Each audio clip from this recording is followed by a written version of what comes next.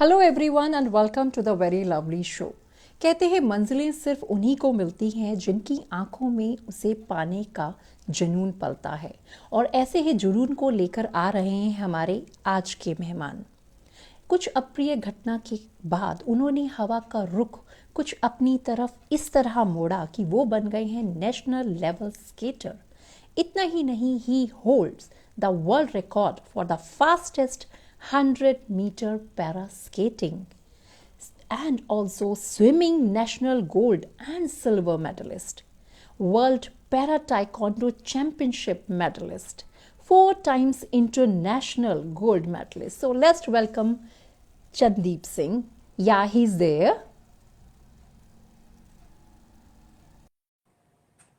Hello Chandeep Singh ji, please join.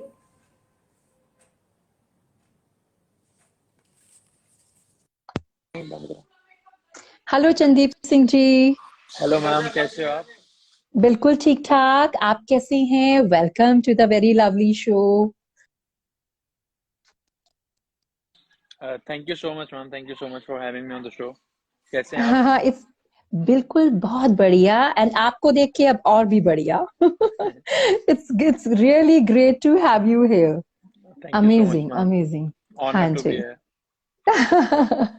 तो चंदीप सिंह जी, पहले तो कॉन्ग्रेचुलेशंस इतने सारी उपलब्धियों के लिए।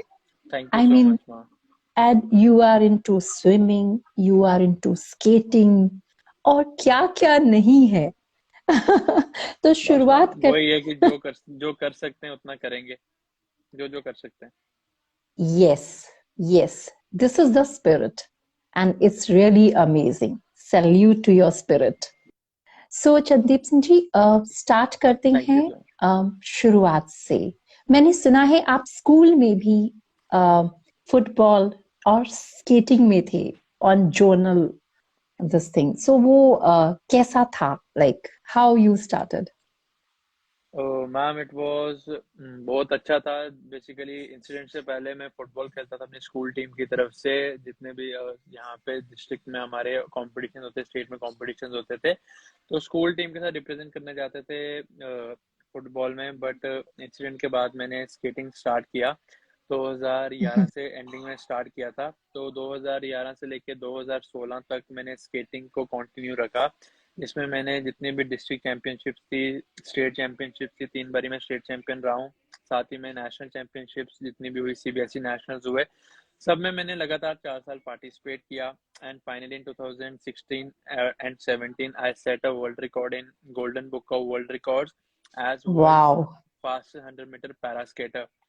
क्योंकि मुझे स्केटिंग छोड़नी पड़ी, रीजन एक मेन था उस टाइम पे स्केटिंग छोड़ने का कि जो ये पैरा गेम्स के साथ रिकॉग्नाइज नहीं थी, जिसकी राइट। वजह से मैं अपने इंडिया को रिप्रेजेंट नहीं कर सकता था। और आपको पता है कि जैसे भी कोई भी स्पोर्ट्स पर्सन होता है, अगर वो स्पोर्ट्स कर रहा है तो अल्टीमेट ड्रीम होता है कि अपनी कंट्री को रिप्रेजेंट करना, अपनी कंट्री को प्राउड फील कराना है, जो मेन लास्ट अल्टीमेट गोल है। सो उस गोल को हासिल करने के लिए फिर उस टाइम मैंने स्केटिंग को क्विट करके पैरा टाइकोंडो में शिफ्ट हुआ।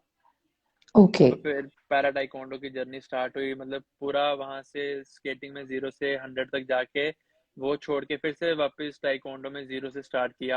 और फिर से 6 टाइम में स्टेट चैंपियन रहा, 6 टाइम स्टेट चैंपियन था, नेशनल चैंपियन रहा। और साथ ही में फिर फाइनली जो ड्रीम सोचा था टाइको इंडिया को रिप्रेजेंट करने का, 2018 में मौका मिला इंडिया को रिप्रेजेंट करने का मुझे इंटरनेशनल चैंपियनशिप्स में। सॉरी। सो 2018 में मैंने इंडिया को रिप्रेजेंट किया 3 इंटरनेशनल टाइकोंडो चैंपियनशिप्स में। जो पहली थी that was second Kathmandu international taekwondo championship, फिर एशियन चैंपियनशिप, फिर किम यंग कप। तो 2018 में मेरी जो मेडल टैली थी that was 4 gold and 1 bronze medal in a single year. So उसी साल मेरी जो वर्ल्ड रैंकिंग थी वो शूट अप होके वर्ल्ड रैंक नंबर 3 पे चली गई। तो फिर उसके बाद 2019 में रिप्रेजेंट किया इंडिया को मैंने 8th world para taekwondo championship में।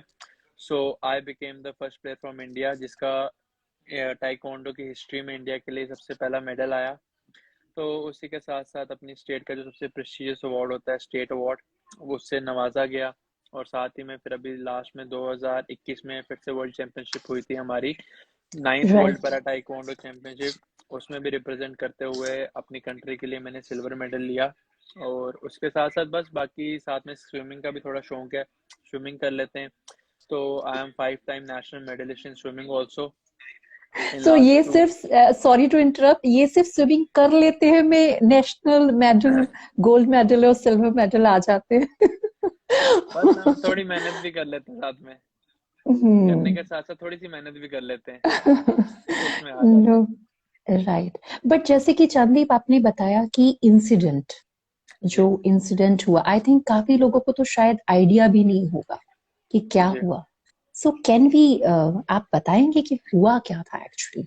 Okay ma'am, basically on the day of 2 Jan 2011, साल भी 11 था, उम्र भी 11 थी, और जो जिसके साथ वोल्टेज के साथ लगा वो भी 11,000 वोल्ट्स की थी।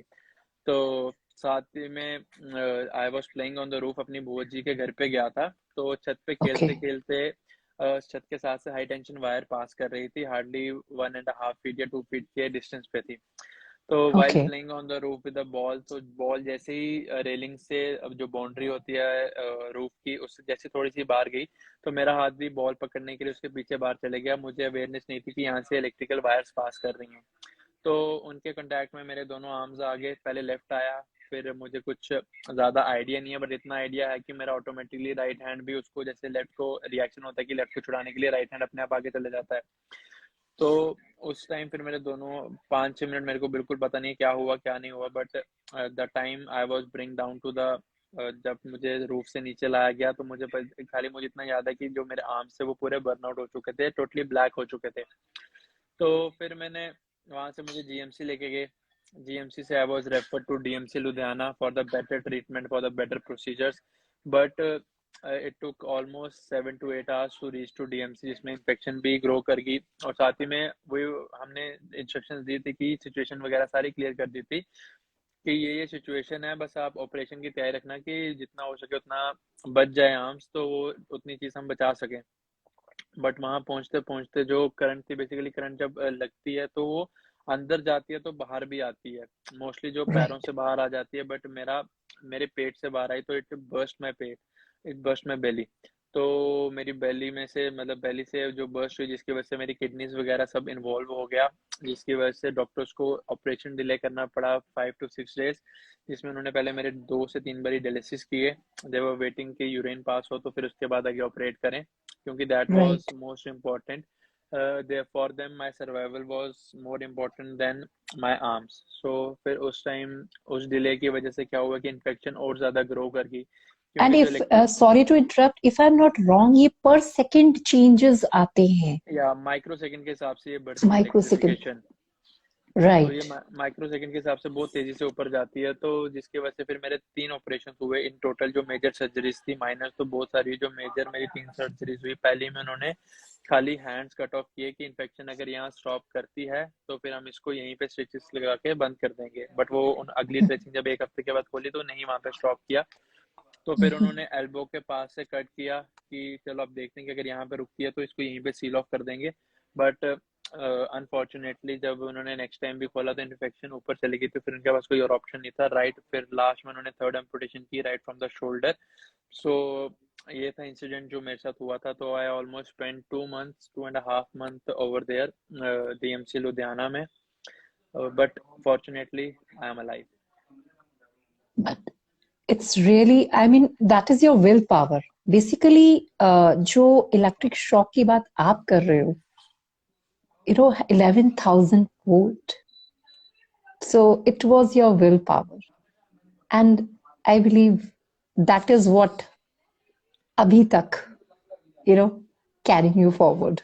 डेफिनेटली मैम, विल पावर हो कह सकते हैं आप, रब दी मेहर कह सकते हैं, या फिर जो फैमिली, लास्ट फैमिली की सपोर्ट है, उसकी उसी की वजह से मैं आज तक आगे चल रहा हूँ। तो जो विल पावर है वो भी फैमिली प्रोवाइड करती है, क्योंकि उनकी कांस्टेंट सपोर्ट देख के ऐसा लगता है कि नहीं, हार नहीं माननी, जिंदगी में जो भी करना अच्छा करेंगे। और आप उस टाइम सिर्फ 11 साल के थे? जी सिर्फ 11 साल के थे। सो बहुत डिफरेंट जर्नी आपने अभी तक की है। और उसके बाद ये मोटिवेशन कैसे आया कि you should go for the skating, because उसके लिए भी balancing is required. if I'm not wrong.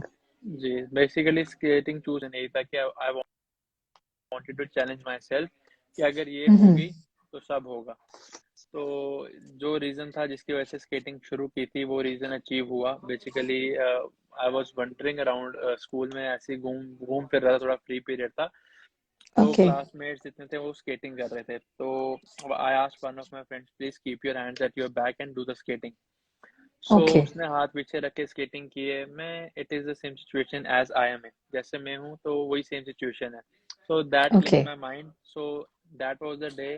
The very next day I borrowed the skates from my senior, क्योंकि Okay. पैर थोड़ा सा मेरा बड़ा था, तो अपने जो क्लासमेट उनके साथ साइज का आता नहीं था। तो घर पे मैंने किसी को बताया नहीं था कि मैं स्केटिंग स्टार्ट करने वाला हूँ या सीख रहा हूँ। तो Mm-hmm. I borrowed the skate from my senior. तो फिर स्केटिंग मैंने स्टार्ट किया उस टाइम। तो जब तक प्रॉपरली परफेक्ट नहीं हो गए, टुक मी आई गेस 1 to 2 weeks, क्योंकि जो हैंड्स हैं बहुत इंपॉर्टेंट रोल प्ले करते हैं इसमें, बैलेंसिंग में हो गया, स्पीड में हो गया। तो बट थोड़ा टाइम ज़्यादा लगा, बट अच्छा लगा, सीख लिया मैंने। तो फिर जिस दिन मैंने घर पे आके बताया कि आई हैव स्टार्टेड स्केटिंग, तो मैंने स्केटिंग स्टार्ट की है, तो I want to go for the professional training. How तो was the reaction? Reaction was like what, when, how, simple, कि ये क्या Okay. हुआ, कब हुआ। तो Hmm. उन्होंने फिर मैंने पूरी कहानी बताई, ऐसे ऐसे मैंने सीखा, जो भी किया। तो दे वर सो पॉजिटिव कि okay, from the very next day we went to stadium for the professional Right. Training. So क्योंकि अगर कंपटीशन में compete करना है तो you have to train train train hard as much as you can. और मुझे train Right. ज़्यादा ज़्यादा करना पड़ता है, क्योंकि नॉर्मल के साथ compete करना है तो आर्म्स का बेनिफिट उनको हमेशा रहता है। बट स्टिल मुझे था कि अभी इसको एंजॉय करते हैं, क्योंकि इतनी सोच समझ उस टाइम थी नहीं कि स्पोर्ट्स करना है, अच्छे से करना है या किस तरीके से। बट ये था कि मजा आ रहा है, करेंगे, क्योंकि जिस चीज में मजा आया तो वो करनी चाहिए। तो उस टाइम किया।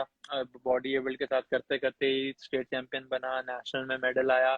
तो ये है कि बेनिफिट उनको एडवांटेज मिलती थी, बट ये है कि इतना भी मेरा वो नहीं होता था। I almost finish at the 4th place, 5th place, like this I used to go on.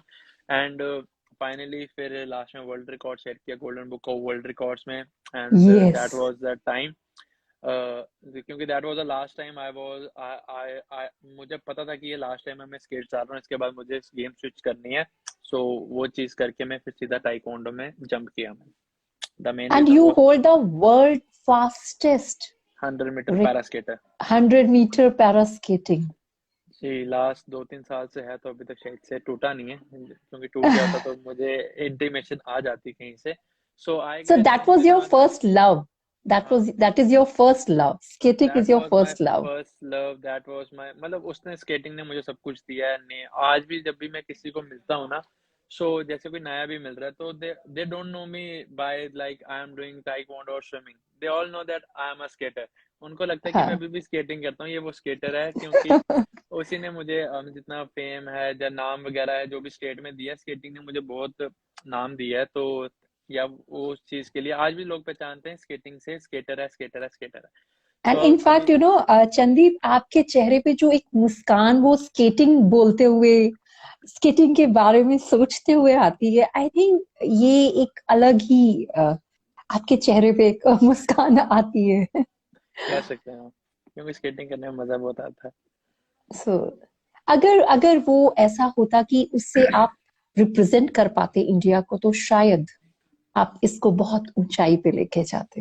मैं कभी नहीं चेंज करता उसमें स्केटिंग ना। मैं उसमें इसको कोई डाउट नहीं है, उसमें कोई डाउट नहीं है. तो कितना मुश्किल था स्केटिंग से टाइकोंडो में जाना, बिकॉज आपको जो बताया गया, जिस तरह से गाइड किया गया, एंड ऑब्वियसली आपके अच्छे के लिए गाइड किया गया, जी, सो कितना मुश्किल था switch over. Switch over was मुश्किल, कह सकते हैं आप, एक दिन के लिए मुश्किल था, क्योंकि हम्म. स्केटिंग को छोड़ के किसी नई गेम से, क्योंकि वहां पे पीक पे पहुंच के यहाँ से जीरो से वापस स्टार्ट करना है। सो एक ग्राफ राइट. पूरा खत्म करने के बाद फिर से एक प्रॉपर नया ग्राफ स्टार्ट होने वाला था, जो जीरो से स्टार्ट होके फिर ऊपर जाता जाएगा।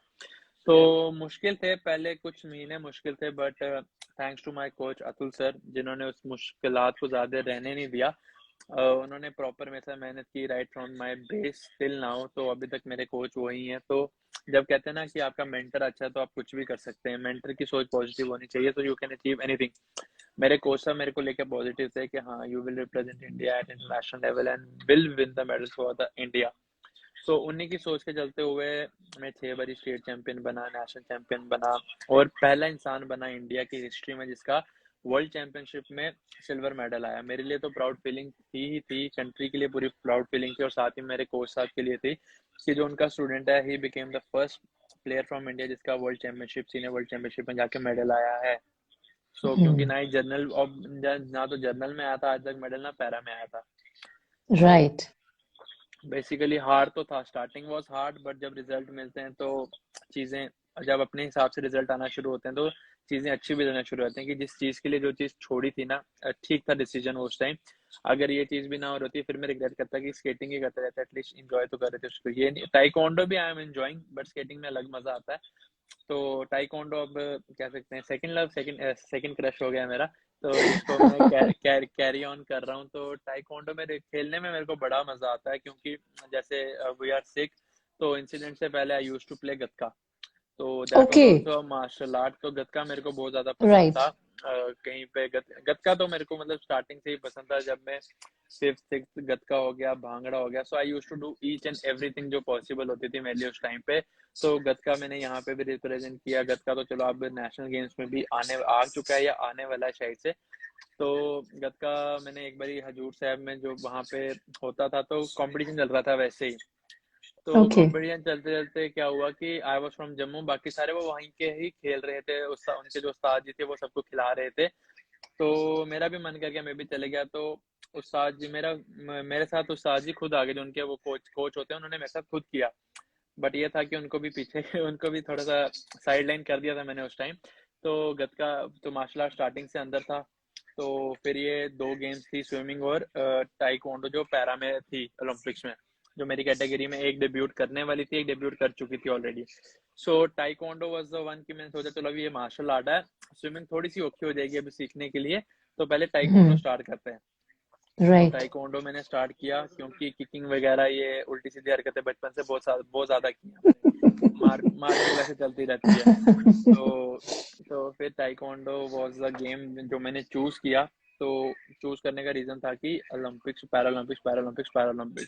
बट अनफॉर्चुनेटली 2020 में पैरालंपिक्स में टाइकोंडो ने डेब्यूट किया, but my category did not debuted.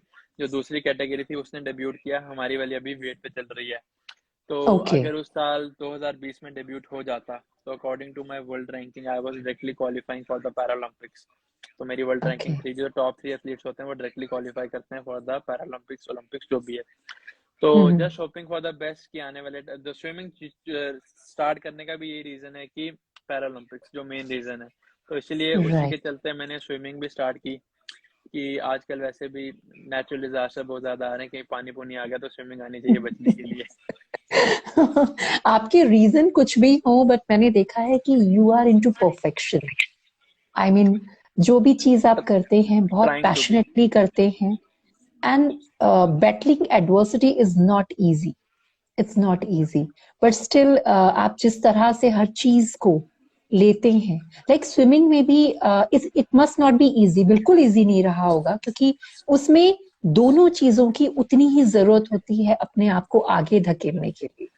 तो वो स्विमिंग का कितना मुश्किल था कोप अप करना, क्योंकि चाहे कोई भी स्ट्रोक हो, कोई भी जी स्ट्रोक हो, जी। यू। स्विमिंग का था कि मेरा I was on a rest from taekwondo. मैं अभी अभी वर्ल्ड चैंपियनशिप रिप्रेजेंट करके आया था। सो रेस्ट था, हम्म। क्योंकि स्पॉन्सरशिप बहुत ज़्यादा रिक्वायर होती है किसी भी चैंपियनशिप में पार्टिसिपेट करने के लिए। सो 2018 में मैंने अपना 8-9 लाख लगा के पार्टिसिपेट किया, बट उसके बाद वर्ल्ड चैंपियनशिप करने के बाद मुझे था कि अब, क्योंकि वही come from a middle class family, इतना सपोर्ट नहीं रहता पीछे से। मतलब जितना फैमिली कर सकती है उतना कर रही है, अगर कोई दूसरा साथ, मतलब जैसे एथलीट्स को स्पॉन्सरशिप मिलती है वैसे मिले, तो हम भी जाके रिप्रेजेंट करें अच्छी अच्छी टूर्नामेंट्स और जाके ज्यादा खेलें। बट वो नहीं था हम्म। उस टाइम। तो फिर मैंने क्या किया, तो थोड़ी देर के लिए हॉल्ट पे था कि मैं चलो स्विमिंग स्टार्ट करते हैं। सो यहाँ पे ही जो मेरे कोच थे देवेंद्र सर हैं, और यहाँ पे पुलिस लाइन का पूल है, वहाँ पे मैंने परमिशन लेके स्टार्ट किया, वो ऑफिसर्स में से। तो वहाँ से स्विमिंग का मेरी जर्नी स्टार्ट हुई। It took me 3 to 4 days। जो पहले 3 से 4 दिन थे, तो कोचेस दोनों पानी में रहते थे मेरे। तो 2 से 3-4 दिनों में मेरी फ्लोटिंग स्टार्ट हो गई। ये था कि फ्लोटिंग मेरी स्टार्ट जल्दी हो गई थी, 2 से 3 दिनों के अंदर I was able to float.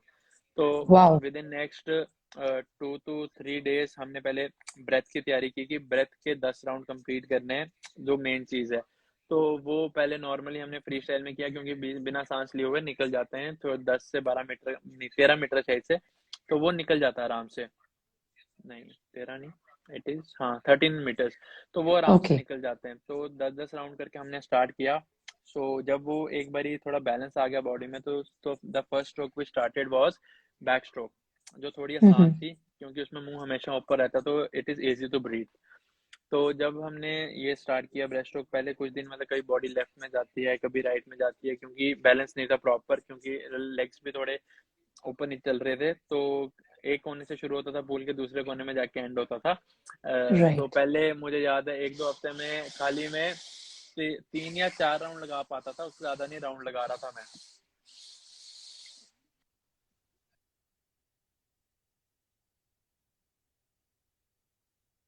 Okay. So it was like कि उस टाइम मैं 3 से 4 राउंड लगाता था खाली। बट ये था कि चलो थोड़ी थोड़ी से बूंद बूंद से सागर बनता है, सागर में मैं ऑलरेडी था, तो अपनी बूंद जोड़ रहा था मैं कि थोड़ा बड़ा करते हैं आस्ते आस्ते आस्ते आस्ते इसको। तो पहले साल फिर थोड़ी सी पहले पूरे साल मैंने खाली बैक स्ट्रोक किया, उसके अलावा मैंने कोई और स्ट्रोक को हाथ नहीं लगाया। तो बैक हम्म। स्ट्रोक बिल्कुल अच्छे से परफेक्ट किया। जब 1 राउंड से 2 राउंड पे आया, 2 से 4 पे गए, 4 से 8 पे गए, 8 से 16 पे गए, 16 से 32 पे गए, 32 से मतलब it was getting on multiplied, double double round करना स्टार्ट कर दिया हमने। तो right now I am doing 160 laps per day at one session, 160 laps to 180 laps, मतलब 4 से 5 किलोमीटर हम स्विमिंग कर रहे हैं रेगुलरली अपने टाइम पे। तो हम्म। फिर उसके बाद मुझे स्ट्रोक था कि अब ये सीख लिए तो दूसरी स्ट्रोक भी शुरू करते हैं। तो the next stroke I chose was butterfly stroke. Free okay. Style में थोड़ी फ्री स्टाइल में थोड़ी सी दिक्कत आ रही थी लिटरली सांस लेने में, तो बट फिर उसकी जगह मैंने बटरफ्लाई स्ट्रोक स्टार्ट किया। सो बटरफ्लाई स्ट्रोक स्टार्ट की। It was from last 1 month basically I got injured, मुझे हिप इंजरी हो गई है, जिसकी वजह से बैक स्ट्रोक में थोड़ी सी प्रॉब्लम आई थी। So I was okay. Able to do freestyle and butterfly, जिसकी वजह से मैंने बटरफ्लाई स्ट्रोक स्टार्ट किया लास्ट 1.5 या 2 मंथ्स में आप कह सकते हो, जिसमें मैंने बटरफ्लाई भी सीख ली। लकीली मैंने कह सकते हैं उसको फ्री स्टाइल भी सीख लिया, जिसमें मैं बटरफ्लाई के भी 80 राउंड लैप्स कर लेता हूँ। अब फ्री स्टाइल के भी मैं जितने मर्जी राउंड कर लेता हूँ, क्योंकि वो भी अब लिटरली अब सब कुछ आसान लग रहा है। एक बारी वो माइंडसेट मेरा उस टाइम रेडी नहीं था उसके लिए, बट ऐसे जैसे जैसे मैं पूल में टाइम बिताना शुरू किया, मेरे को पता चलता गया कि अपने आप को खुद ही करेक्शन देनी पड़ती है। बाहर से कोई जितना मर्जी बोले, आप अपने आप को नहीं करेक्ट कर सकते जब तक आपको नहीं पता कि आपको क्या चीज करेक्ट करनी है अपनी स्ट्रोक में। सो मैंने करेक्ट। अपने दोनों स्ट्रोक्स को करेक्ट किया, एंड लकीली बैक स्ट्रोक में भी नेशनल में मेडल आया, इस बारी बटरफ्लाई में भी आया। 3 रेसों में पार्टिसिपेट कर सकता था, तीन के तीनों में मेडल आया। अगली बारी मेरी 3 स्ट्रोक्स मेरे को आती हैं, एक स्ट्रोक रहती है। अगर वो भी अगले साल, इस साल तो मेरे हिसाब से नेक्स्ट ईयर तक मैं सीख लूंगा breast stroke is pending. I do free, I do butter, I do back stroke. अगर वो भी आगे तो एक वाओ। और रेस में पार्टिसिपेट करेंगे, मेडल में भी मेडल लेके आएंगे अपनी इंडिया स्टेट के लिए, जिसमें चारों की चारों स्ट्रोक्स एक बारी में करनी होती हैं। 50 metre free, 50 metre back, 50 metre breast, 50 metre butter. Oh, wow. All the best, Chandeep. It's really great. It's really amazing. Thank you And so much ma'am. really amazing. And basically, leg strengthening के लिए भी आपको काफी work करना पड़ा होगा because it's not easy. Leg strengthening basically मेरे को ये 2 गेम्स जो मैं एक साथ खेलता हूँ ना, टाइकोंडो और स्विमिंग, दोनों एक दूसरे को कॉम्प्लीमेंट करते हैं।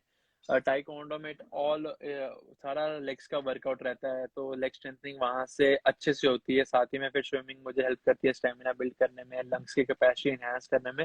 तो दोनों गेम्स एक दूसरे को कॉम्प्लीमेंट बड़े अच्छे से करते हैं मेरे लिए। तो फॉर मी एक गेम का बेनिफिट दूसरे में यूज करता हूँ, दूसरे का पहले में यूज करता हूँ। So strengthening is very important. Leg exercise होगी तो for us every day is a leg day, क्योंकि पूल में उतरेंगे जितने लेंथ से भी मारेंगे सारे लेग्स के साथ बजेंगे, क्योंकि जो mostly general Correct. Body build होते हैं तो वो ज्यादा हैंड्स का यूज करते हैं रादर देन लेग्स। उनको लेग स्ट्रोक की इतनी आदत नहीं होती, वो आर्म से ही चलना पसंद करते हैं, लेग्स का यूज नहीं करते। बट मेरे केस में कि I only have to use my legs, and taekwondo में भी सिर्फ लेग्स ही लेग्स है।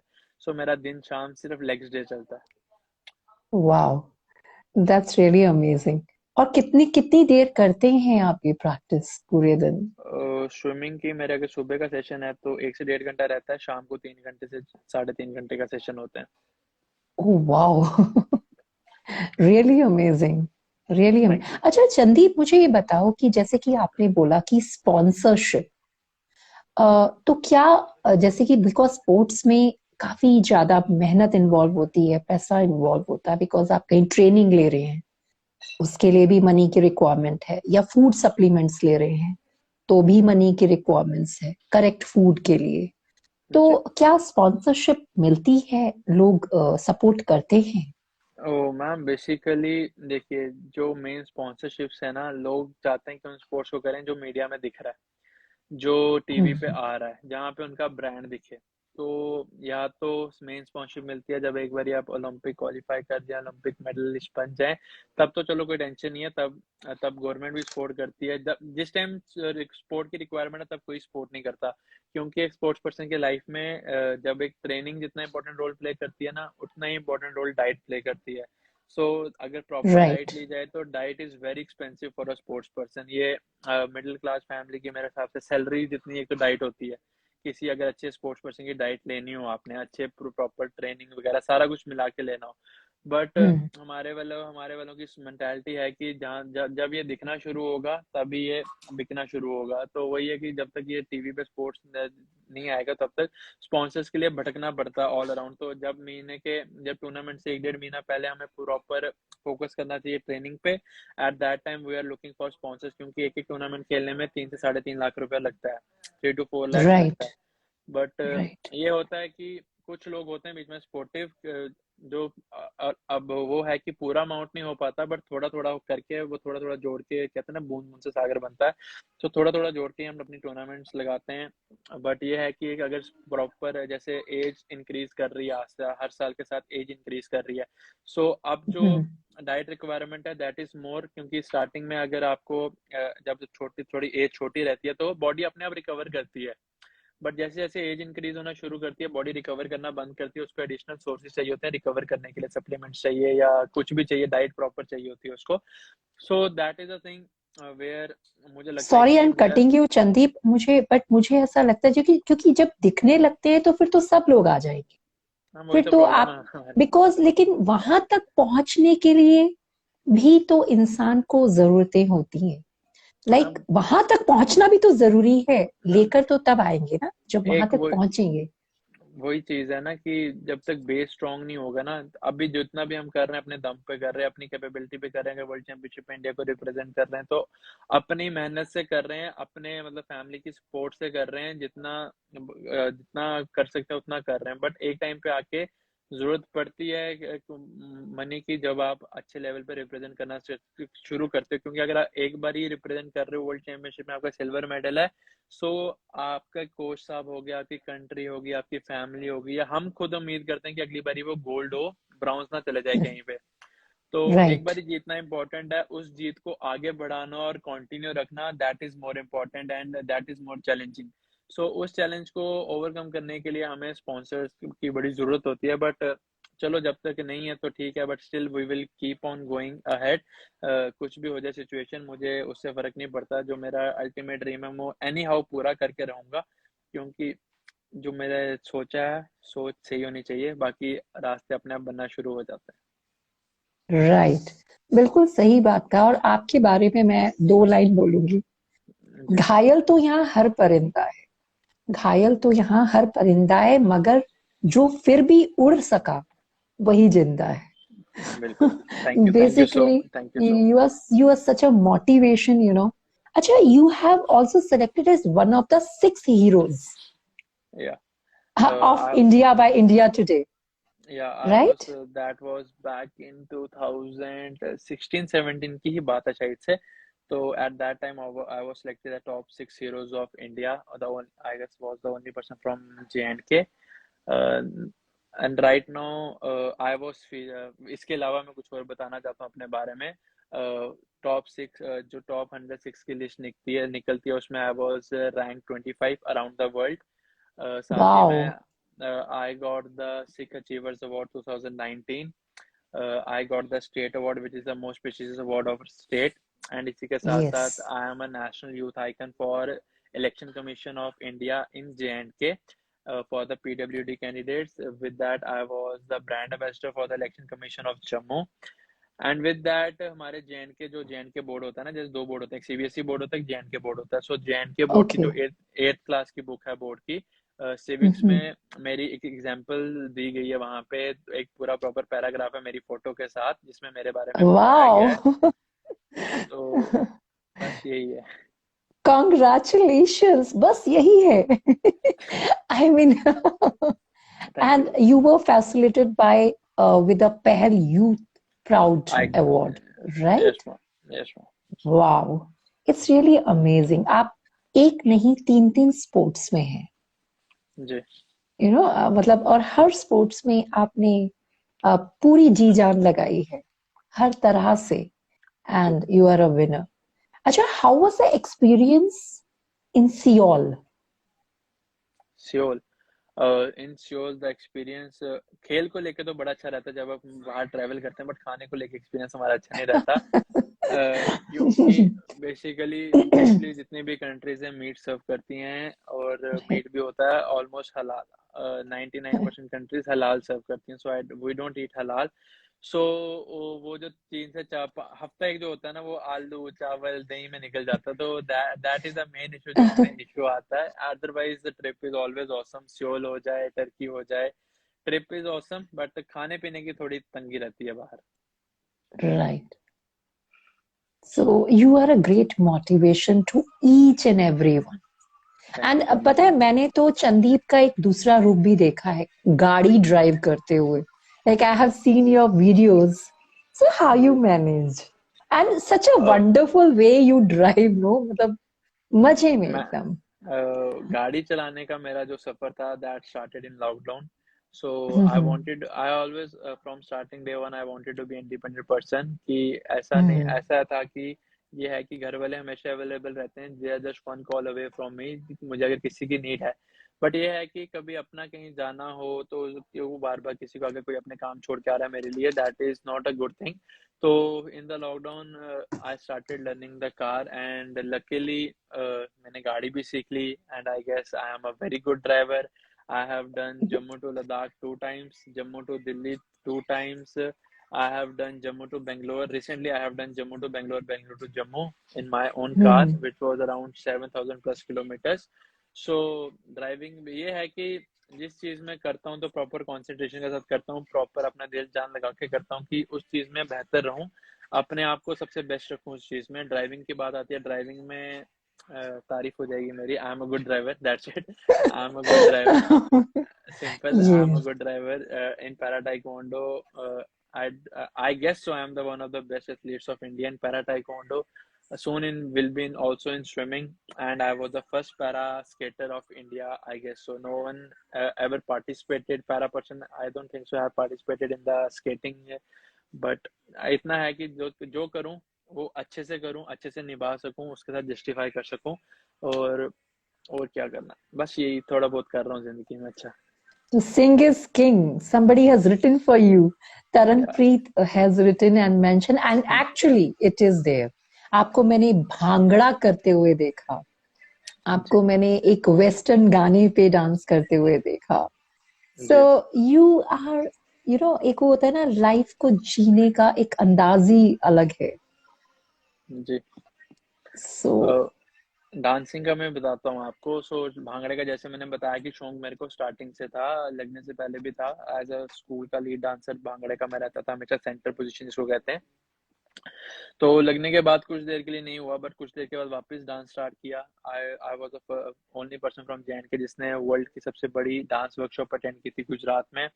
भांगड़े को मैंने कंटिन्यू किया वापस. भांगड़े को I participated in a reality show Hunar Punjab का, जो PTC पंजाबी पे आता था.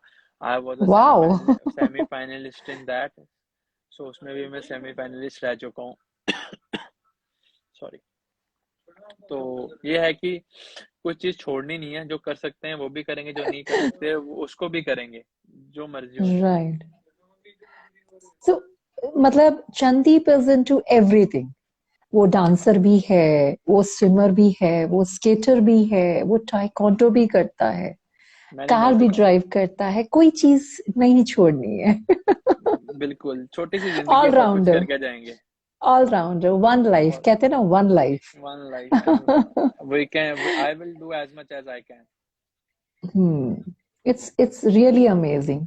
अच्छा संदीप, आपकी कुछ ऐसा ड्रीम जो अभी भी पेंडिंग है, जो आपने देखा है और आपको लगता है कि आने वाले सालों में ये करना ही है मुझे? So the dream is Paralympic gold for India. Want to stand on the wow. first position of Olympic podium. That is a dream which is pending. I have next year also. I'm having a dream that is title of world champion. I already have 2 silver medals in the world championships, but this time I want to be the world champion. Wow, all the very best Sandeep.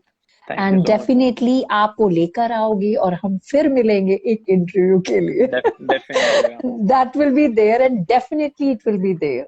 It's a really, yes, it's a great spirit and really मतलब बहुत कुछ सीखने को है। लोग हताश हो जाते हैं, एक वो डिप्रेशन जैसा वर्ड, डिप्रेस हो जाते हैं, बहुत सारी चीजें हो जाती हैं। बट आई थिंक आपको देख के जिंदगी का एकदम अलग ही रुख, अलग ही नजारा देखने को मिलता है। It's Thank you so really much, ma'am. Amazing. Thank you stay so much. Same as you are. Definitely, और ma'am. आप I'm not gonna change. और एक एडवाइस जो सबके लिए आप देना चाहें, बिकॉज टाइम हमें थोड़ा कम पड़ जाता है, तो वो रैपिंग का टाइम आ जाता है। जी, सो एक एडवाइस जो एडवाइस सबके लिए मेरी एक ही है कि always follow 3 B's. Behave, बिगेट, behave, बिगेट। Always believe in your self, have faith in your self. जब आप अपने आप पे बिलीव रखेंगे ना, सो बॉडी उस हिसाब से बिहेव करती है एंड आप चीजें अचीव करना शुरू कर देते हैं लाइफ में। So always believe in yourself, always have faith. So जो सराउंडिंग्स हैं वो भी उस हिसाब से वर्क करती हैं। पॉजिटिव रहोगे तो सराउंडिंग पॉजिटिव रहेंगी, अगर नेगेटिव रहोगे तो सराउंडिंग्स भी नेगेटिव रहेंगी। Positivity is the best thing in life you can achieve. जो बंदा पॉजिटिव हो गया वो कुछ भी अचीव कर सकता है जिंदगी में। That's really great. Thank you so All much. the viewers, please follow him. He is Chandeep. एक बार अपना आप बता दीजिए, इनको आईडी एक बार बता दीजिए, मेंशन कर दीजिए, सो जिसने नहीं किया वो सब आपको फॉलो कर। My ID is Chandeep Singh, CHANDEEPSINGH। यहाँ पे भी फॉलो कर लें, यूट्यूब पे जाके सब्सक्राइब भी कर लें, जल्दी जल्दी मेरे चैनल के साथ बेल आइकन दबा लें। बेंगलोर की पूरी सीरीज चल रही है इस टाइम मेरे साथ में। हाँ, पूरी बेंगलोर सीरीज चल रही है, जम्मू टू बेंगलोर, बेंगलोर टू जम्मू, जिसमें बहुत सारी एक्साइटिंग चीजें होने वाली हैं। सो जल्दी जल्दी मुझे फॉलो कर लीजिए एंड मैम को भी फॉलो कर लें ऊपर जाके वापस जल्दी से। Thank you so much, Chandeep. It's really great talking to you, and definitely आपसे बात करने के बाद और भी नजरिया मेरा चेंज हो गया है। Thank you so And much ma'am for it's having me on the really show. you. You are a great inspiration. Thank you so much. Thank you so And much ma'am. all the very best. Definitely you will get the gold, you'll get the championship, and हम लोग definitely will be proud of you every time. It's thank you really so much great. Ma'am. Thank thank you you. so much. All the very best and take care. Stay safe, stay healthy, and thank you all the so very much ma'am. best. आप भी ध्यान रखना। Bye everyone. Thank you. Bye bye. Thank you. And stay tuned for all the new updates and keep watching The Very Lovely Show. Thank you. Thank you.